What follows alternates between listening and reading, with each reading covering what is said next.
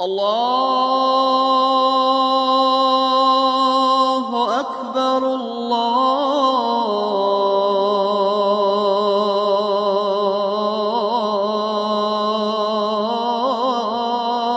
أكبر أشهد أن لا إله إلا الله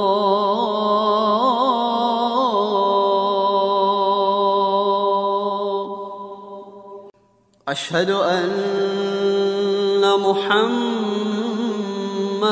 رسول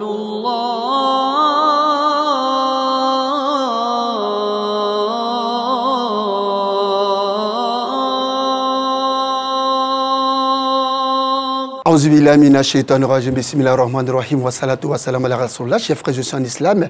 Qu'il me soit permis de vous adresser le salut des hommes du paradis, le salut fraternel, le salut de la miséricorde, le salut d'Allah Azza wa Jal. Salamu alaykum wa rahmatullah wa barakatuh.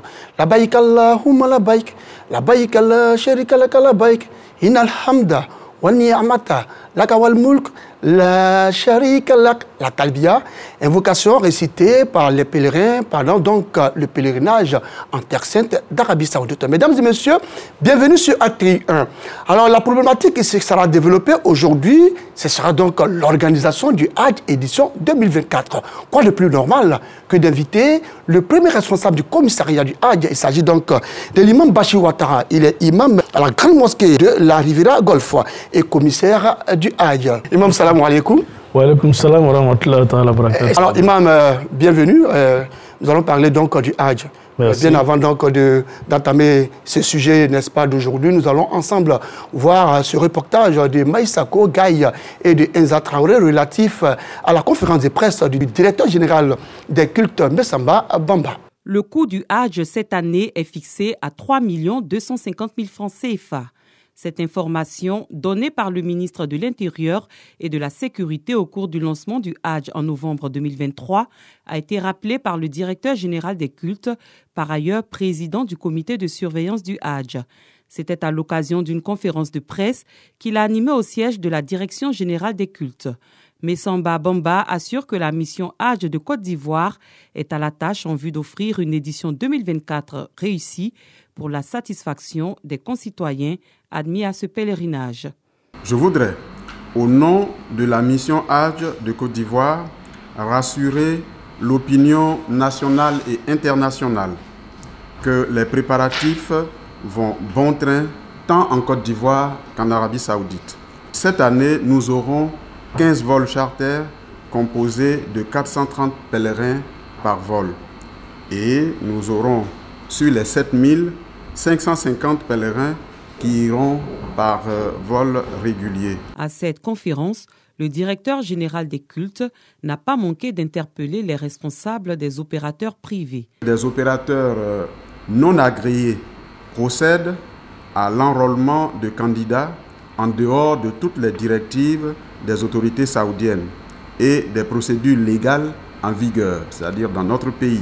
Ces personnes ainsi inscrites irrégulièrement ne bénéficieront que d'un visa tourisme qui ne donne pas accès au circuit cultuel du Hajj en Terre Sainte. Selon Messamba Bamba, président du comité de surveillance, le vol inaugural du Hajj 2024 s'effectuera le lundi 27 mai à 13h et le dernier vol, quant à lui, partira le mercredi 5 juin à 23h50. Le vol inaugural du Hajj 2024 s'effectuera le lundi 27 mai à 13h et le dernier vol, quant à lui, partira le mercredi 5 juin à 23h50. Voilà, c'était là donc la conférence de presse donnée à la direction générale des cultes par le directeur général des cultes, Messamba Bamba, et par ailleurs président du comité de surveillance du Hajj. Alors, imam Bachir Ouattara, on a bien entendu le directeur général des cultes. Il parle donc des personnes inscrites de façon irrégulière, donc des candidats au Hajj clandestins. De quoi s'agit-il réellement? A'udhu billahi minash shaitanir rajim. Bismillahir rahmanir rahim. Alhamdulillah rabbil alamin. Thumma salatu wassalamu ala rasulillah. Là, je connais par Gassoro, il s'agit de personnes qui n'ont pas d'agrément, comme M. le directeur général l'a dit, mais qui recrutent des candidats au Hajj. Quand vous dites des personnes qui n'ont pas d'agrément, vous parlez de quoi? Des agences. Ok, des opérateurs privés. Les opérateurs privés agréés sont connus. D'accord. Des agences qui n'ont pas l'agrément pour organiser le Hajj. D'accord. Recrutent des gens en leur faisant croire qu'ils peuvent les faire partir à la Mecque. Mais c'est les visas touristiques qu'ils donnent à ces personnes-là. Ah, ok. Et depuis le mois de Ramadan, certains sont partis en Arabie Saoudite et ils leur ont dit qu'ils vont faire 2 mois en Arabie Saoudite. L'Arabie Saoudite a décidé cette année que tous ceux qui seront pris la période du Hajj, vous n'avez pas un visa Hajj, vous vous exposez à des sanctions. D'abord, le paiement d'une amende de 10 000 rials à 50 000 rials est suivi d'emprisonnement. Le message, c'est de dire à ceux qui se trouvent déjà en Arabie Saoudite, qui sont partis pour le pèlerinage, qu'ils reviennent. Sinon, au mois de sortie, après le pèlerinage, ils auront des problèmes. Pour aller sur le circuit culturel à Mina ou à Arafat, s'ils sont pris, non seulement ils feront la prison, mais ils seront rapatriés après avoir payé les amendes. D'accord. Voilà. Et ça aussi, il faut le décrier, hein, parce que si c'est des Ivoiriens, la bonne organisation que la Côte d'Ivoire, n'est-ce pas, laisse transparaître, est-ce que ça aussi, ça ne sera pas mis en mal? Oui, c'est un phénomène aujourd'hui, je peux dire mondial ou sous-régional, mais ce qui nous concerne, c'est la Côte d'Ivoire. Ceux qui sont partis de notre pays, ou ceux qui s'apprêtent à partir. C'est pour dire à leurs parents de surseoir au projet, de ne pas les faire partir.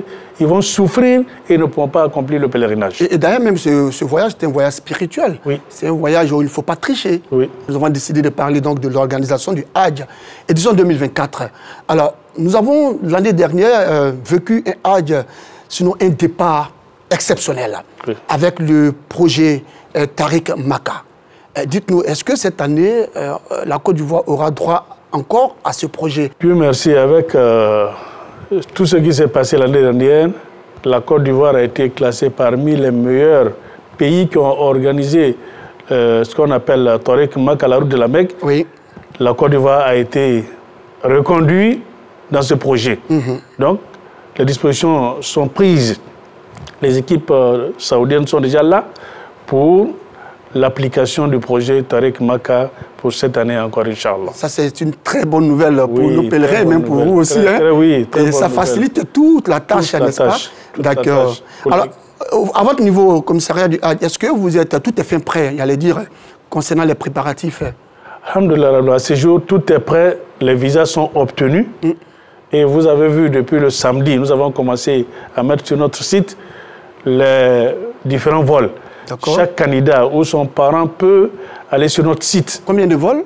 On a 15 vols charter. D'accord. Et nous avons des vols réguliers et de 620 places. Super. Voilà, donc les candidats, puis le samedi, avec sa fiche d'inscription définitive, l'identifiant qui est dessus, il est introduit sur notre page, il a son vol. D'accord. Donc depuis le samedi, nous avons commencé ce travail. Lundi, nous avons commencé la distribution des kits pour tous les vols dans les différentes mosquées. D'accord. Et donc, on avait vu des candidats du Hajj qui n'avaient pas pu effectuer ce voyage-là dû au coronavirus. Hein. Est-ce que tous ceux-là ont pu partir les années après coronavirus? Oui, l'année dernière, les instructions que nous avons reçues de M. le ministre de l'Intérieur et de la Sécurité et le comité de surveillance, c'était de faire partie tous les pèlerins de 2020. Ils sont tous partis, sauf ceux qui ont été déclarés inaptes par la commission médicale. Sinon, tous sont partis. Nous n'avons plus personne sur cette catégorie. En tout cas, on voudrait donc vous féliciter pour toute cette démarche-là. Alors, y a-t-il des innovations cette année, hormis justement Tariq Maka, la route de la Mecque? Oui, la seule innovation que nous pouvons rappeler, c'est celle que nous avons eue au début des inscriptions, c'est-à-dire l'identification en ligne. Les 5000 premiers qui sont identifiés, ce sont eux qui ont été retenus pour le Hajj 2024. Donc ça, c'est l'innovation majeure de cette année. Oui. Sinon, Tariq Maka, c'est la deuxième édition. Bien sûr. Voilà. Est-ce qu'il y a d'autres étapes après donc, tout ce que vous venez de dire, l'obtention du visa? Quelles sont les autres étapes? Oui, les étapes à venir, il s'agit de l'étape de pré-regroupement. D'accord. Les candidats ont déjà retiré, ou ceux qui vont retirer leur kit, nous allons les convoquer pour la date à la veille ou le jour même du départ à la grande mosquée de la Riviera Golfe. D'accord. Parce que tous les départs, les pré-regroupements se font là-bas. On leur dit de venir, par exemple, à 13h pour le pré-regroupement, ils viennent. avec le kit, ils ont déjà le sac, ils ont tout en uniforme. Oui. C'est là-bas que nous allons leur remettre le passeport avec les billets pour leur permettre d'aller à l'aéroport pour le départ. D'accord. Je suis sûr que le commissaire du Hadj a un message à l'endroit des parents qui accompagnent leurs pèlerins à la grande mosquée de la Riviera Golfe. Cette année, nous demandons aux parents qui viennent accompagner leurs candidats. Les barrières seront mises au niveau de l'école primaire qui est à la Riviera Golfe que tout le monde connaît. Là-bas, il y aura les barrières de la commission sécurité avec les membres du GDR. Quand les parents arrivent... GDR, c'est... La gestion départ-retour, notre commission qui gère la mosquée. Donc, si le candidat arrive, on vérifie effectivement s'il est sur la liste, on permet aux parents de l'accompagner jusqu'au rond-point de la mosquée. Ils déposent le candidat, ils tournent et puis ils s'en vont. Ils ne s'arrêtent pas. Les policiers seront là pour empêcher les parents de garer. On demande aux parents de respecter les consignes parce que pendant le départ ou le retour, on crée le désagrément à tout le monde. Effectivement. À tout le monde. Mais alors qu'en tant que musulman, ça ne devait pas être ça doit être le cas. Les gens vont à la Mecque pour se faire pardonner les péchés. Bien sûr. Et les parents viennent créer des embouteillages là où il ne faut pas. Donc vraiment, c'est le message qu'on annonce. Et on leur demande aussi, un seul pèlerin, une seule personne l'accompagne. On ne peut pas prendre un mini-car, un baka pour venir accompagner un pèlerin et dire qu'on s'arrête jusqu'à ce que le pèlerin parte, on lui dit au revoir dans le bus. C'est pas intéressant. Nous gênons, tous les riverains sont vraiment gênés pendant cette période-là. Et quand on parle en islam du bon voisinage, c'est tout cela. C'est tout cela. Voilà. Chaque année, on prend la peine, on écrit aux riverains, à la mosquée de la Riviera Golfe, à la radio Al-Bayan pour leur présenter des excuses. Mais on ne peut pas continuer dans ça. Donc cette année, on veut encore réorganiser pour permettre une fluidité de la circulation. Vraiment bien fluide. Alors nous allons marquer une pause, Imam Bachir Ouattara, commissaire du Hadj. Alors nous allons voir ce que pensent les populations de ce sujet, l'organisation du Hadj, édition 2024.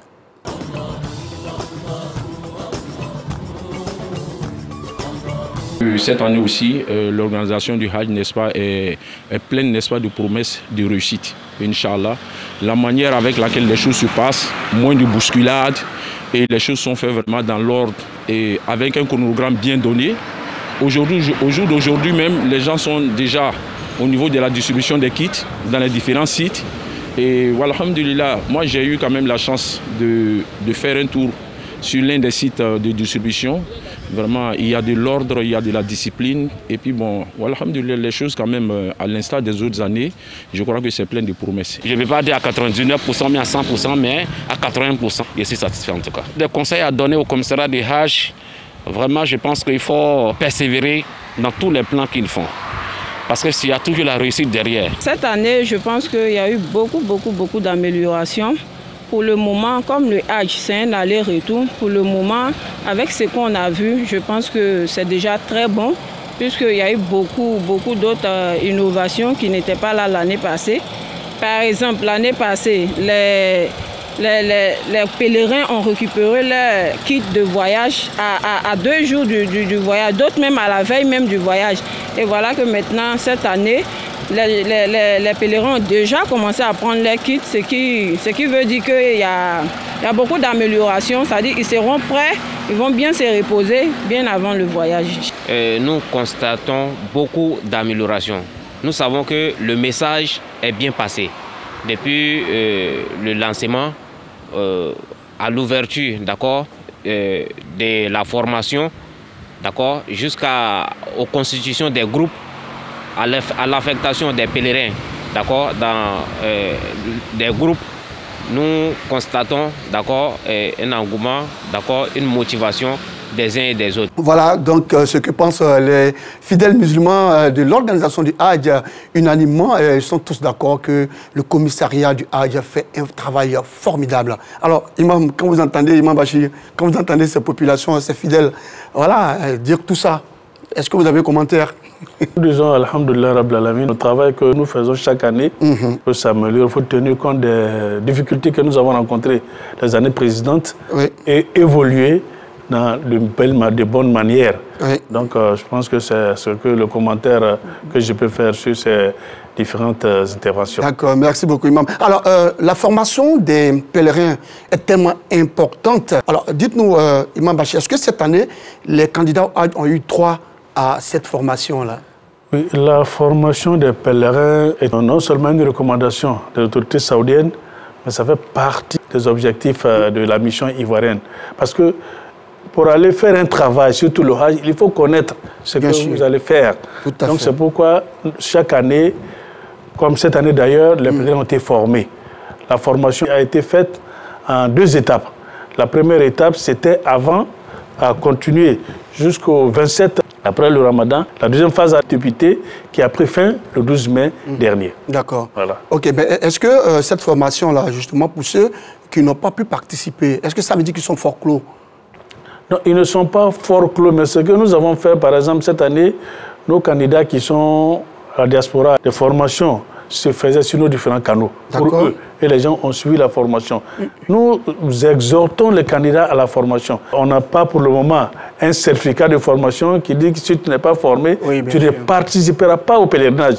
Peut-être ça va venir, comme ça a été le cas du certificat médical d'aptitude pour le Hajj. Mais pour le moment, ce n'est pas une condition, mais c'est une exigence pour que tous les pèlerins sachent qu'est-ce qu'ils vont faire en Terre Sainte. D'ailleurs, la formation vous facilite, n'est-ce pas, les différents rites au niveau donc, du Hajj. Alors, Imam Bachir Ouattara, nous avons déjà le premier départ le 27 juin.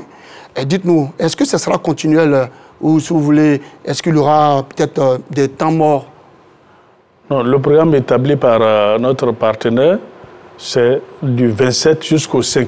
D'accord. Tous les jours, il y a des vols. Il y a des jours, le premier vol, c'est... Il y a un vol, le lendemain, il y aura 2 vols. Les vols se suivent jusqu'au 5. Ok. Voilà, les 15 vols charter vont se suivre. Et ce sont ces 15 vols qui sont dans le programme de la route de la Mecque. Oui. C'est-à-dire de l'aéroport de Port-Boué. Ils vont atterrir directement à Médine. D'accord. Voilà. D'accord. C'est vrai que vous avez parlé de l'organisation, la fluidité concernant donc les départs quand les parents accompagnent justement leurs différents candidats au Hajj. Mais dites-nous, est-ce que il y a d'autres dispositions prises par le commissariat du Hajj afin donc de réussir ce Hajj 2024-là? Chaque candidat aujourd'hui connaît son vol. Mais nous n'allons pas nous arrêter à ça. D'accord. Nous allons appeler les gens qui sont sur le premier vol pour leur dire, vous êtes sur le premier vol, le prélèvement c'est tel jour. Ils confirment. À 72 heures, le jour, le J, on va les appeler et à 24 heures, on va les appeler. Pour que notre objectif, que tous les vols partent pleins, c'est-à-dire à 430. D'accord. Voilà. J'ai vécu quelque chose l'année dernière, Imam Bachir, c'est juste un témoignage, et ça, j'ai vraiment apprécié. Il y a une candidate que vous avez essayé de joindre, et c'était difficile parce qu'elle se trouvait dans un village. On n'a pas réussi à la joindre, et donc ils ont confié la tâche à l'imam principal de la localité, qui lui a envoyé des émissaires aller jusque auprès de la candidate. Et ça a été chose faite, et elle a pu partir à la Mecque. Voilà. Et ça aussi, c'est une bonne innovation. C'est une innovation et c'est une bonne chose. Parce que nous avons ce qu'on appelle des points focaux dans les différentes régions de notre pays. Ces points focaux sont constitués d'imams et d'un agent médical. Donc, ces gens sont nos relais auprès des populations dans ces villes-là. Alors, quelles sont les dispositions justement que doivent prendre les candidats au Hajj pour ne pas venir en retard pour les départs surtout? D'abord, la première disposition que le candidat doit prendre, connaissant son vol, et l'heure de la convocation pour le pré-regroupement à la mosquée de la Riviera Golfe, il doit respecter l'heure. Il vient avec les documents qu'on lui a demandé, il vient avec le sac, son petit kit, c'est tout. Il vient à l'heure. Quand on dit le pré-regroupement c'est à midi, il peut venir à la mosquée même à partir de 10h, 11h. Parce qu'il ne faut pas que quelqu'un reste chez lui. Il est à Yopougon, il est à Koumassi, il s'est dit non, je peux venir. Mais il y a l'embouteillage, il y a plusieurs autres aléas. Donc nous, notre objectif, quand on fixe les heures de pré-regroupement, il faut que les candidats respectent. Ils viennent, ça nous aide à faire le travail.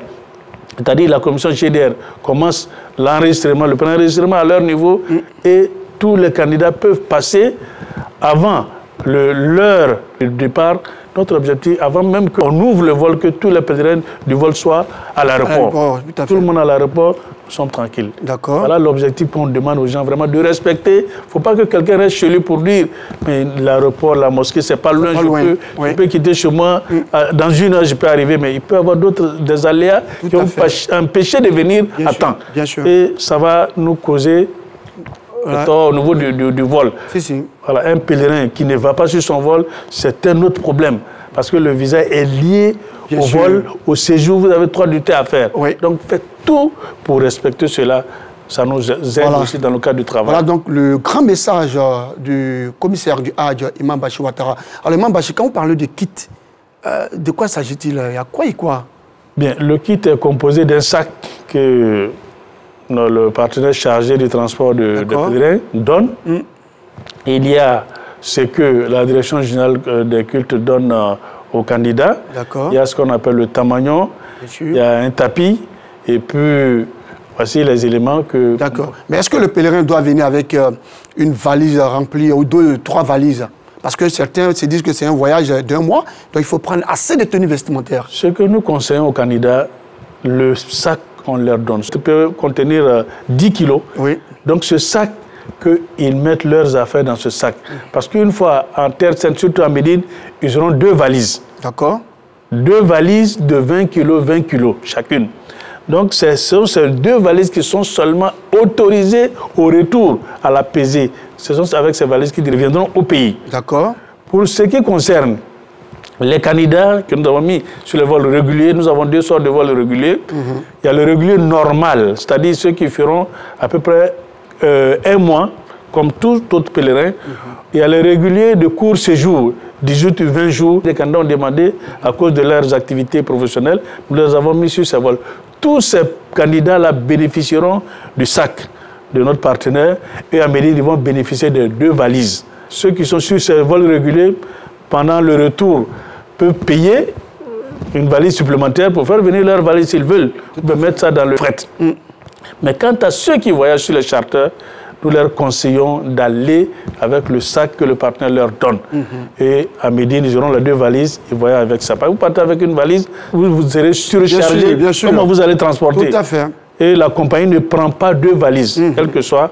Il ne prend que les 2 valises uniformisées qu'elle a données et qui ne font que 20 kilos chacune. D'accord. Parlez-nous tant soit peu de l'uniforme. Est-ce que l'uniforme a son importance pendant ce pèlerinage? Oui, l'uniforme a son importance. Vous savez que beaucoup de nos parents qui vont au pèlerinage, il y a beaucoup. Ils ne savent pas, ils ne savent ni lire ni écrire. Ni lire ni écrire.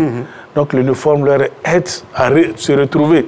Par exemple, quand la personne est égarée, quand tu vois quelqu'un en uniforme, un homme ou une femme, tu dis on est tous de la Côte d'Ivoire. Bien sûr. Tu suis la personne pour te retrouver à l'hôtel. Et souvent même en ville, il y en a qui se perdent. Mais s'ils voient quelqu'un en uniforme, ils disent il connaît l'uniforme, ça c'est l'uniforme de la Côte d'Ivoire, notre pays. Il suit la personne et puis il arrive à l'hôtel. Donc nous conseillons vraiment les gens de porter l'uniforme par les périodes de sacralisation et autres, mais de porter l'uniforme, même quand on va à Djambarat pour l'habitation, ça aide aussi nos parents qui se retrouvent dans d'autres groupes. Une fois qu'ils voient l'uniforme, ils savent que ça c'est un de nos parents ou une de nos sœurs, et puis ils sont encadrés, ils suivent le groupe pour venir sur les tentes. En tout cas, vraiment félicitations au commissariat du Hadj. Alors si la réalisatrice Hadj Amadou Keïta est prête, nous allons ensemble voir ce qui s'est passé au cours de cette semaine. Il s'agit donc de la vie de la communauté.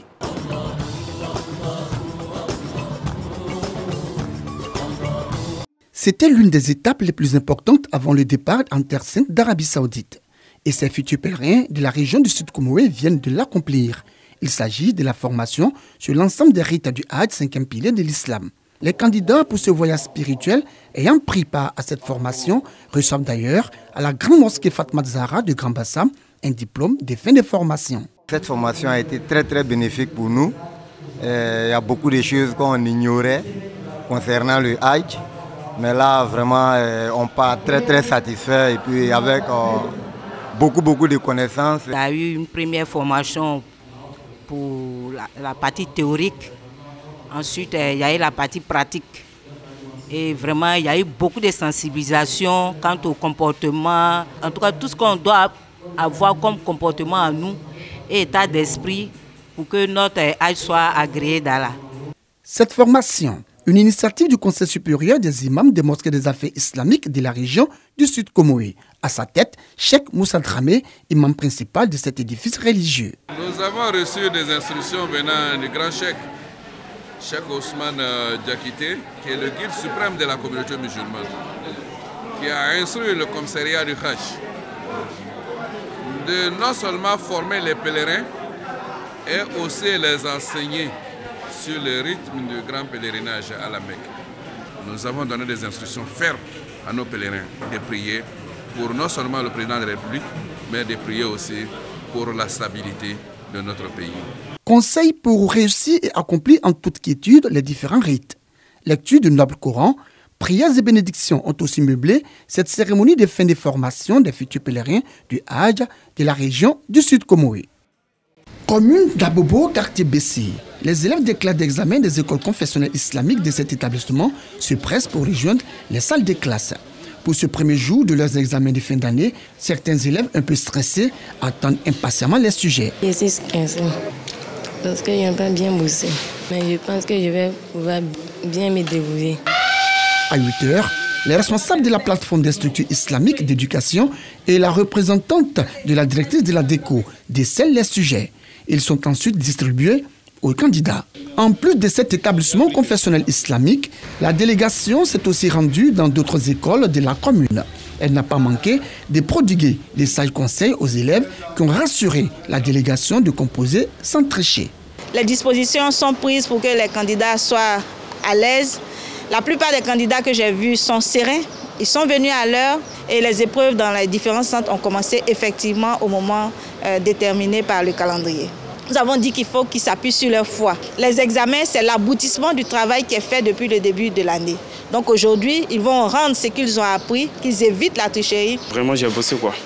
Voilà, avec ça aussi, et puis la garde de Dieu, ça va aller, Inch'Allah. Je vais avoir le BPC Nkoukaou, Inch'Allah. Après la visite de ces écoles, cap a été mis sur le siège de la plateforme des structures islamiques d'éducation située au quartier PK18 pour le bilan de l'année scolaire 2023-2024. Le nombre total général des candidats est à 17 749 candidats. S'agissant des niveaux bac islamique, 773 candidats. BPC islamique, 3468 candidats. CP islamique, 12 988 candidats. Ces candidats composeront, chers frères et sœurs, dans 229 centres d'examen. Présent à cette rencontre, le guide suprême de la communauté musulmane de Côte d'Ivoire, président du COSIM, a félicité le gouvernement ivoirien pour sa contribution et son implication sans faille pour la promotion et l'épanouissement des acteurs de ce système éducatif. Cheikh Aïma Ousmane Diakité a aussi profité pour encourager les responsables des établissements scolaires islamiques pour la qualité de l'enseignement ces dernières années. Nous avons exprimé notre satisfaction aux responsables des fêtières. Nous les avons encouragés à aller de l'avant parce qu'il s'agit de l'avenir de nos enfants. Nous sommes en train de travailler aussi à élaborer une vision globale de l'éducation islamique en Côte d'Ivoire. Nous voudrons remercier Dieu et saluer le gouvernement de la Côte d'Ivoire et saluer le président de la République qui a décidé de donner les mêmes chances à tous les enfants de la Côte d'Ivoire. Une visite clôturée par des prières et des bénédictions faites par le président du CODIS pour la paix et la stabilité en Côte d'Ivoire, gage de tout développement.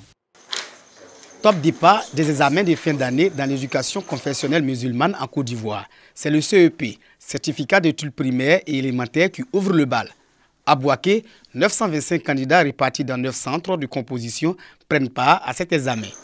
Avant le début des épreuves, les candidats sont invités à rester concentrés et à bannir la fraude pour des résultats crédibles. Il n'y a pas du nouveau. Ce que nous avons fait dans la classe, ce que nous avons traité, ce sont ces mêmes sujets-là que nous vous donnons. Donc ne trichez pas. Non à la tricherie. Comptez sur vous-même. Dans l'ensemble, les choses se passent bien. Candidats et surveillants sont présents.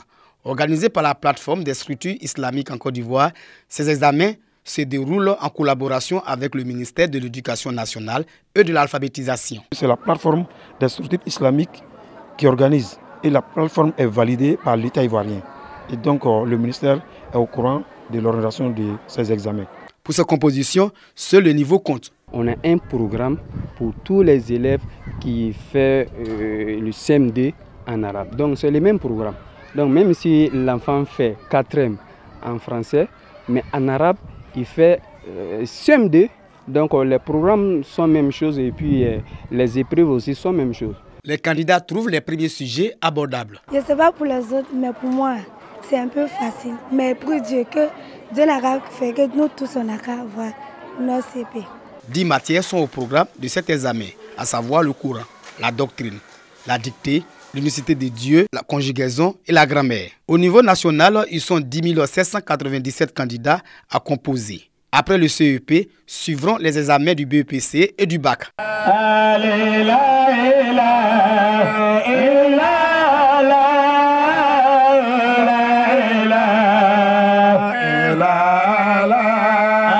Remise de diplôme aux candidats au Hajj 2024.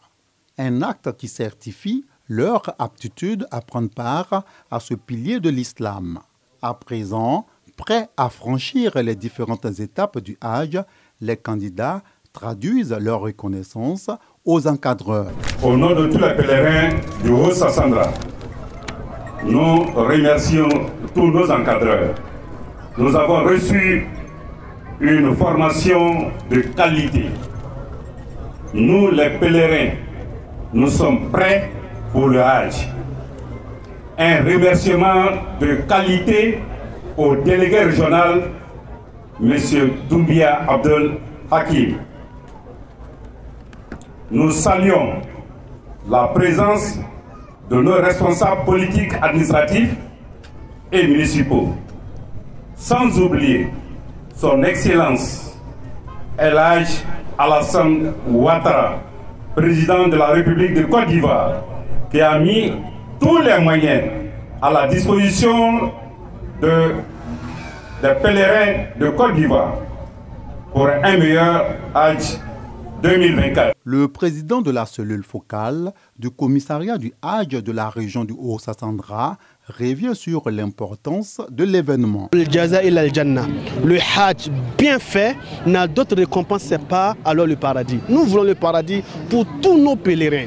Alors pour avoir le paradis, il faut faire le Hajj de la manière que le messager nous a enseigné. Alayhi salatu wassalam. Donc ce que nous entendons des pèlerins, c'est d'être assidus à la formation, de mettre en pratique tout ce qu'ils ont appris à la mosquée avec les encadreurs agréés par le commissariat du Hajj. Voilà ce que nous attendons alors de nos pèlerins. Comment accomplir le Hajj est l'une des 3 conférences prononcées par l'imam Oumar Mustafa Sy. Le pèlerinage, comme il a dit le prophète Muhammad sallallahu alayhi wa sallam, c'est comme le djihad fi sabilillah. Quand on dit le djihad, tu vas subir beaucoup de choses, mais tu vas être toujours patient, endurant, car tu sais pourquoi tu es venu. Donc c'est la même chose aussi pour les pèlerins.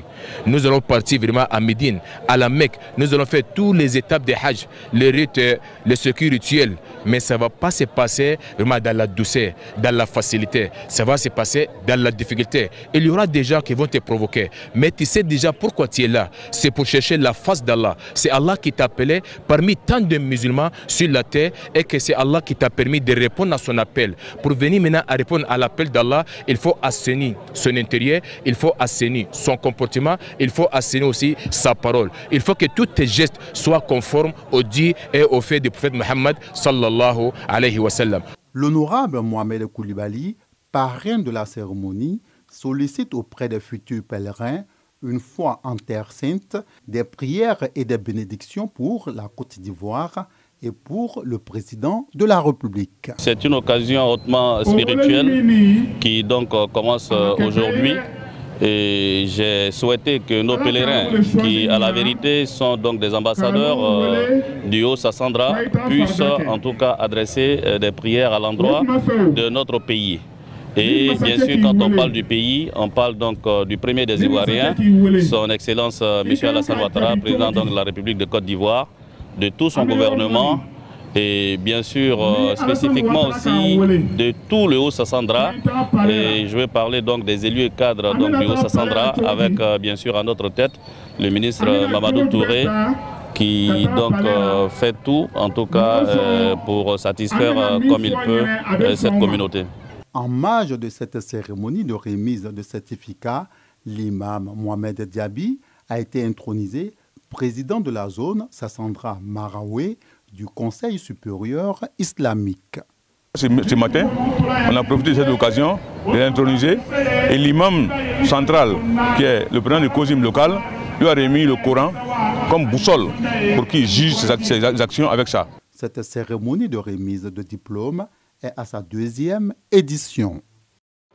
Voilà, c'était là donc l'avis de la communauté. Nous, équipe de production de l'émission Allahu Akbar, voudrais donc, n'est-ce pas, traduire notre gratitude au Cheikh Aïma Ousmane Diakité, président du COSIM, guide suprême de la communauté musulmane de Côte d'Ivoire, pour tous ses efforts à l'endroit donc de ses élèves des écoles confessionnelles islamiques ici en Côte d'Ivoire. Alors, Imam Bachir Ouattara, alors nous allons parler un peu de l'encadrement des candidats ou des pèlerins au Hajj en terre sainte d'Arabie Saoudite. Alors, comment est-ce que ça se passe? Est-ce que les encadreurs eux-mêmes sont bien formés? Bien, d'abord, on va partir du processus de recrutement des encadreurs. D'accord. Pour être encadreur, vous déposez le dossier. Il y a une audition qui est faite. À la suite, vous êtes retenu. Les candidats retenus sont formés. D'accord. Pour le travail qu'ils vont faire. Les encadreurs? Les encadreurs, oui. Ok. Ils sont formés. Comment s'occuper du pèlerin sur tous les plans de la formation. Mais la première condition pour être encadreur, qu'est-ce qu'il faut? Est-ce qu'il faut avoir fait toi-même ton Hajj ou... Oui, il y a certaines conditions. Par exemple, la commission religieuse, oui. Ça fait partie des conditions. D'accord. À part la commission religieuse, les autres commissions, vous pouvez être encadreur, ce n'est pas une exigence. D'accord. Parce que le rôle de l'encadreur, c'est de permettre au candidat de bien faire son pèlerinage. Bien sûr. Voilà. D'accord. Donc, une fois que les candidats sont retenus, nous leur prodiguons des conseils. Et je parle de l'encadrement en général, parce que chaque encadreur a son rôle. Oui. Nous avons la commission médicale qui s'occupe ici, d'abord pendant les consultations et autres, mais en Terre Sainte, ce sont eux qui s'occupent des pèlerins qui tombent malades ou autres. La commission sociale, la commission hébergement s'occupe de l'hébergement, la commission transport, la commission sécurité et GDR depuis la mosquée. La commission religieuse, c'est la commission qui s'occupe du volet religieux de l'encadrement. Vous avez un encadreur religieux qui a 43 ou 44 pèlerins à sa charge. Il est chargé de la réussite. Le pèlerin de ceux-là, après Dieu, dépend de lui. Bien sûr. Donc, c'est une responsabilité énorme devant Dieu, devant la nation. Oui. Donc, tu es tenu d'être patient avec ces pèlerins-là pour qu'ils puissent atteindre l'objectif, c'est-à-dire faire un Hajj Mabrour. Un Hajj sans stress. Sans stress. Mais qui se fait de quelle manière? Il faut que le candidat lui-même ou les candidats eux-mêmes soient formés, participent à la formation. D'accord. Parce que si le candidat n'a pas participé à la formation, il ne respectera pas les consignes que les encadreurs vont lui donner. Alors, je suis sûr que Imam Bachir Ouattara a un message aussi, n'est-ce pas, à notre cheikh Moussa Dramé, du président donc COSIM du Sud Komoué, voilà, pour la formation qu'il a eu à initier, n'est-ce pas? Bien, ce message à notre ami cheikh Moussa Dramé, qui nous a même saisi, nous a invité pour participer à cette cérémonie.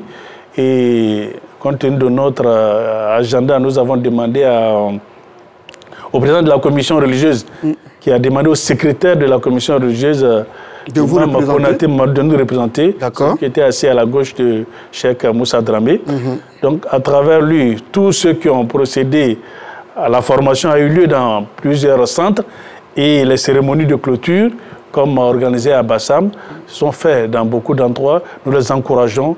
Ça permet aux candidats, on a écouté les candidats formés, ils sont satisfaits de ce qu'ils ont reçu comme enseignement et qu'Allah facilite l'application de ces enseignements-là en Terre Sainte. Amin Arabi, Amin Arabi. Alors, Imam Bachir Ouattara, dites-nous, quelles sont les dispositions que les candidats au Hajj doivent prendre pour réussir le Hajj depuis le départ jusqu'à la fin donc, des rites? Quand vous décidez de partir à la Mecque, vous partez à la formation. Pendant la formation, on va vous enseigner l'humilité, le sens de Hajj. Pourquoi vous partez à la Mecque? Le rang social que vous occupez ici, vous oubliez, vous acceptez, faites la formation. Après la formation, les consignes qui sont données par rapport au départ, que vous soyez sur un vol charter, un vol régulier, respectez ces consignes-là. Tout ce que les encadreurs vont vous dire, vous respectez. Soyez endurant, patient et respectez les consignes des encadreurs. Vous allez faire un bon pèlerinage. Et pour ceux qui sont, c'est-à-dire malades, bon, qui peuvent participer au Hajj, quelles sont les dispositions qui sont prises là-bas par le commissariat du Hajj, justement, pour gérer tout ça? Nous avons une commission sociale qui est chargée d'assister ces personnes vulnérables. D'abord, il y a deux catégories. Ceux que les médecins exigent qu'ils soient accompagnés. Ces personnes sont accompagnées de candidats de même sexe. D'accord. Ils ont le certificat médical d'aptitude pour le Hajj de 1 et 2 ou A et B. Les deux doivent voyager obligatoirement ensemble et ils doivent être de même sexe. Ça, c'est la première catégorie. La deuxième catégorie, c'est ceux qui sont d'une mobilité réduite. Ces personnes, quand ils vont et que le médecin n'exige pas qu'ils soient accompagnés, ces personnes doivent avoir des moyens pour faire leur rite. La commission sociale et celui de la commission religieuse s'occupent de ces personnes-là, intercèdent. Il faut que les parents mettent des moyens à disposition de ces personnes-là. Dès maintenant, les parents peuvent s'approcher soit de la commission sociale pour demander les différents rites, le tawaf, combien, faire le tawaf pour cette personne, c'est combien. Et Safa Marwa, le Sa'i, c'est connu. Et le candidat a droit à 3 pour la Umrah, le Hajj, et le même tawaf, l'Ifada, et puis le tawaf de revoir, ça va dépendre s'il peut faire ce tawaf, il peut donner ce moyen, mais ce n'est pas une obligation. Mais s'il le fait aussi, c'est une bonne chose. Voilà ce que nous pouvons dire pour ces personnes-là. D'accord, pour la lapidation, est-ce que ces personnes sont obligées, ces personnes vulnérables, non, ces personnes ne sont pas obligées, ils peuvent mandater, il y a des gens et des encadreurs religieux comme sociaux qui prennent vraiment gracieusement les pierres pour aller lapider en leur nom, sans demander quoi que ce soit. Et nous-mêmes, les candidats aussi, ne sont pas obligés de donner quoi que ce soit à ces personnes-là. C'est pour aller les aider à faire la lapidation parce qu'elles-mêmes ne peuvent pas se déplacer. Voilà, on a souvent aussi un peu de bruit concernant les frais annexes, concernant justement le mouton. Parlons-nous un peu de cela. Est-ce que le mouton, certains candidats peut-être ont envie de voir leur mouton ou quoi? Si ceux qui veulent voir le mouton, ce n'est pas un problème qu'ils se signalent, mais c'est fatigant parce que c'est le jour de la fête. Bien sûr. On revient de Arafat après avoir passé la nuit à Mousdalifa. Ceux qui veulent aller peuvent aller, on peut les accompagner. Ils vont voir leur mouton s'ils veulent. Mais aujourd'hui, on donne des tickets. Chaque candidat a un ticket qui montre que tu as immolé ton bélier. D'accord. On a souvent vu certains pèlerins se plaindre souvent de la nourriture parce que bon, il n'y a pas de piment, il n'y a pas de gombo. Comment est-ce que la nourriture est faite là-bas? En fait, nous ne sommes pas là, nous sommes allés en 2017, nous avons très bien mangé. En tout cas, on a mangé des mets d'une Côte d'Ivoire. Hein. Est-ce que ça continue? Ça continue. Nous partons avec la commission restauration. Il y a des sœurs et des frères qui vont spécialement pour faire les mets ivoiriens pour nos pèlerins. Mais c'est une préparation de groupe. Ça fait pas des dispositions que le candidat doit prendre. Quand on va à ce genre de voyage, il faut dire le confort que tu as là. Que tu as à la maison, tu ne peux pas avoir ce confort là-bas. Ça, c'est clair. Le Hajj n'est pas un voyage comme les autres voyages. Vous allez en France, aux États-Unis en vacances. C'est différent du Hajj. Tout à fait. Vous vous mettez en tête que je vais faire le rang peut-être pour rentrer au restaurant pour aller manger. Or, chez vous, vous avez... Bien sûr, la table est déjà faite. On vous appelle, venez manger. Mettez en votre tête qu'à Médine, il n'y a pas de problème à la Mecque, il n'y a pas de problème. Mais vous arrivez à Mina, vous allez faire le rang pour rentrer dans les toilettes. Effectivement. Les salles d'eau. À Mousdalifa, on n'en parle pas. Tout ça sont les épreuves. Hein? Ce sont les épreuves qu'il faut accepter. Il faut se préparer à ça. Aujourd'hui, il y a le Hajj VIP. Vous payez ça, vous n'avez pas ce problème. Vous avez tout ce que vous avez ailleurs. Mais dans le cadre de grands groupes. Donc, pour revenir à la nourriture, les plats qui se font, c'est ce que nous-mêmes nous consommons. Ceux qui sont diabétiques, ceux qui sont hypertendus, on tient compte. Vous tenez compte de tout cela. De tout cela. D'accord. Donc il n'y a pas de problème. Sauf celui qui dit, vraiment, je ne vais pas manger tel aujourd'hui, tu peux aller dans un restaurant, payer. Et tout est dans l'argent que vous avez payé, le coût de Hajj, tout est dedans, les frais annexes. Que ce soit le mouton, que ce soit les zamzam, la resto, tout est dedans. D'accord. Sauf, on ne vous donne pas d'argent de poche ou les cadeaux que vous allez acheter pour vos parents. vous partez avec ce tarif. Imam Bachir, il y a une partie que je n'ai pas trop bien compris. Oui. Vous dites que quand il n'a pas envie de manger, on lui donne de l'argent pour aller manger. S'il n'a pas envie de manger, lui-même, il peut aller acheter de la nourriture pour manger. Mais nous tous, nous mangeons ce que c'est fait à la restauration, c'est ce que nous mangeons, sans problème. OK. Voilà. Et puis celui qui, par exemple, veut partir avec son piment en poudre qu'on appelle frottomougou, bon, est-ce qu'il peut voyager avec? Parce que très souvent, il y a des gens qui ne peuvent pas manger sans cela. Non, il peut partir avec, il n'y a pas de problème. Au niveau de la mosquée, il vient, les gens vérifient, même si c'est à l'aéroport, ils vérifient qu'il y a le contrôle, les gens, il y a des matières qui sont prohibées, qui sont connues, le piment ne fait pas partie. OK. Il peut aller avec son piment. D'accord. Et le Soumbara. Tout ça, il peut partir avec sans problème. Ça, c'est l'embé que le Soumbara, ça, Imam Bazé Moubéinou, que là, adore ça. Et lui, effectivement, lui aussi, il a eu accompli le Hajj en 2012, je crois. Oui. Voilà, donc il m'a dit qu'il est parti avec tout ça.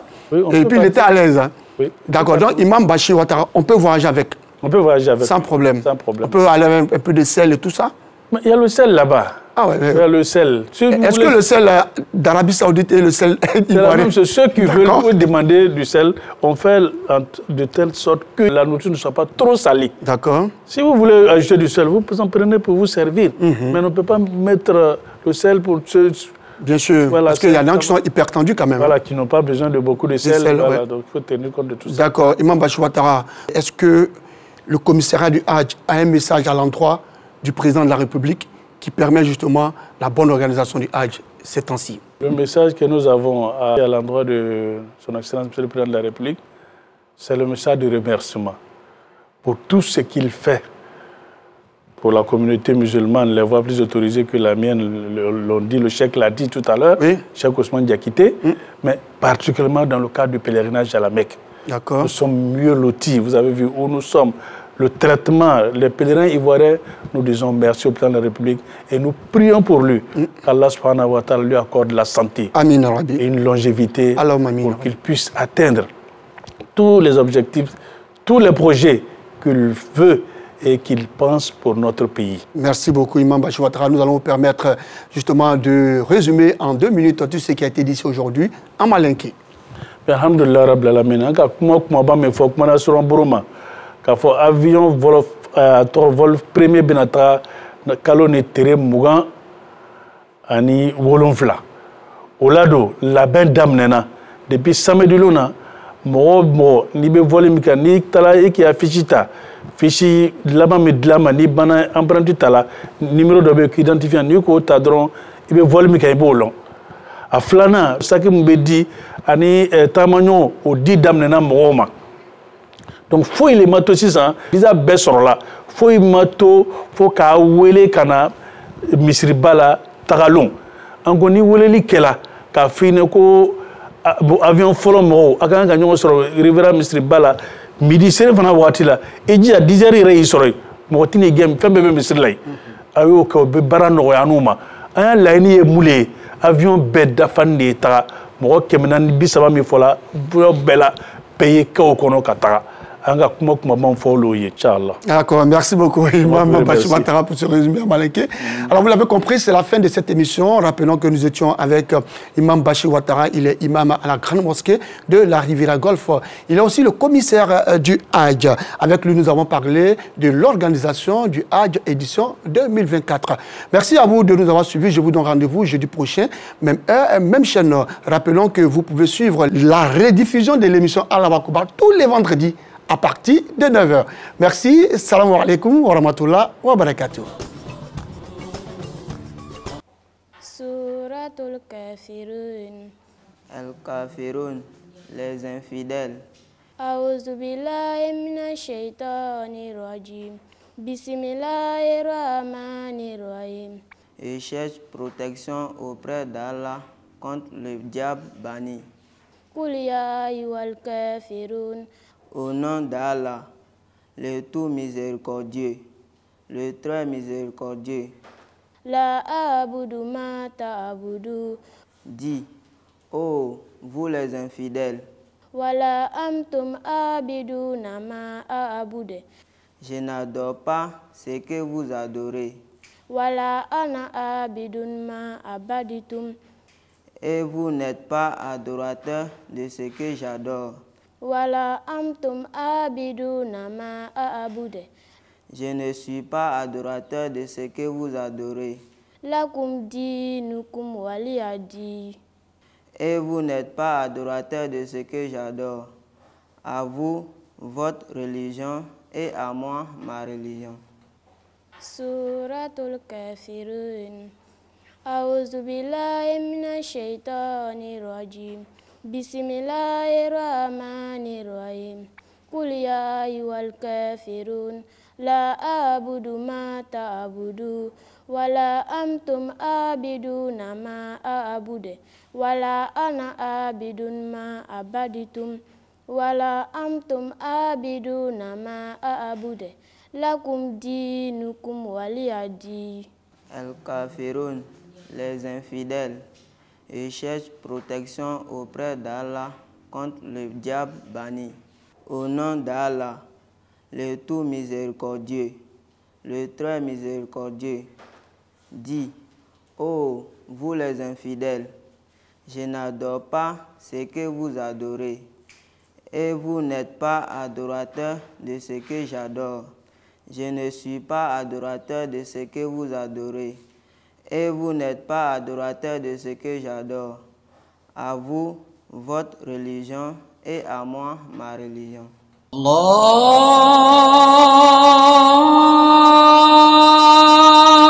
Akbar, Allahu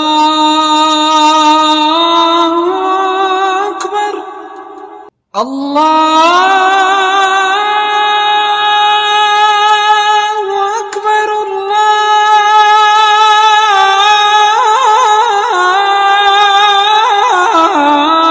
Allahu Akbar. أشهد أن لا إله إلا الله